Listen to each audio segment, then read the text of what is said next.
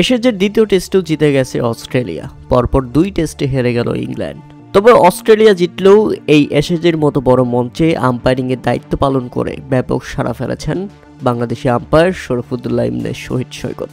হ্যাঁ দর্শক, আপনারা যদি দেখেন এসেজের দ্বিতীয় টেস্টে শরীফুদ্দোল্লাহ ইবনে শহীদ সৈকত বাংলাদেশে এই আম্পায়ার দায়িত্ব পালন করেছেন পুরো টেস্ট, যেখানে তার বিরুদ্ধে 6টি রিভিউ নেওয়া হয়েছিল 2 দলের পক্ষ থেকে, যেখানে বিপক্ষ দলগুলো রিভিউ নিয়ে 2টি মাত্র সাকসেসফুল হয়েছে আর 4টিতেই ব্যর্থ হয়েছে।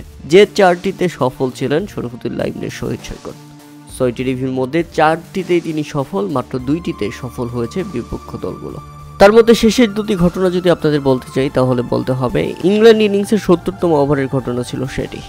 অস্ট্রেলিয়ান বোলার মাইকেল নেসারের করা ডেলিভারিটি, যেখানে খুব বাজেভাবে পরাস্ত হন ইংল্যান্ড ব্যাটার অ্যাটকিনসন, আর তাদের সজোরে আবেদন করে অস্ট্রেলিয়া, কিন্তু তাতে নাকচ করে দেন শরীফুদ্দোল্লাহ ইবনে শহীদ সৈকত। অস্ট্রেলিয়ান এই বোলার মাইকেল নেসার রীতিমতো শিওর ছিলেন এটা 100% আউট। আম্পায়ারকে আঙুল দেখিয়ে বলছিলেন তিনি, এবং তৎক্ষণাৎ রিভিউ নিয়ে ফেলেন স্টিভ স্মিথ। পরে রিভিউতে দেখা যায় বলটি ছিল ইনসাইড এজ, অর্থাৎ ব্যর্থ অস্ট্রেলিয়া, সাকসেসফুল এসআই সৈকত। এরপর অস্ট্রেলিয়া ইনিংসের 7ম ওভারের ঘটনা ছিল সেটি।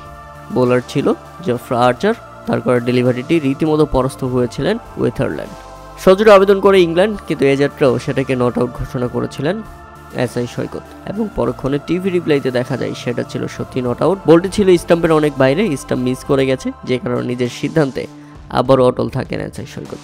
প্রিয় দর্শক, এসএজের মতো বড় মঞ্চে ইংল্যান্ড ভার্সেস অস্ট্রেলিয়ার 2 প্রতিপক্ষ, ক্রিকেট বিশ্বের 2 সেরা প্রতিপক্ষের বিরুদ্ধে এমন গুরুত্বপূর্ণ ম্যাচে দারুণ আম্পায়ারিং করে, তাই তো ব্যাপক প্রশংসার জোয়ারে ভাসছেন সামাজিক যোগাযোগ মাধ্যমে বাংলাদেশে এই আম্পায়ার এসআই সৈকত।